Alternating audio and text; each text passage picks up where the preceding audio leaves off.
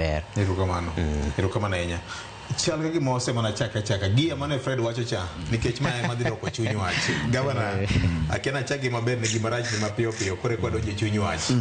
Victor paro ni kata doko ni ntiere maber lakini yue mar jakom ne nyo modho weche mang'eny ni oteno oketo rumbi mar kuyo mang'eny makwana ni we ago mos ne wawito mane deputy work mar principal magot rateng kinde mane wasomo ken nyalo paro japuonj mathiringi nyainya iluongo ni Mr. Charles Oguta mane ong'ere gi nying mar Okechali nyo puonjo history kabisa wuok Kabondo Kasipul Mikai kaito bang'e odhi e sikul mar Kilusi bang'e no odhi e sikunde mathoth magikone no retired mar auchiel higani ka en principal omiyo ne nyithindo duto machon magot rateng ma Kilusi gi sikunde duto manyodhi wagone gimos ahinya to ne family mar Mr. Oguta nikech ng'eyo ni japuonj mopuonji Victor makoro miyo wanyalo beto kama wabedie ni to gik mamoko mwanyalo timo ka wawito japuonj to en gima lit mowuoro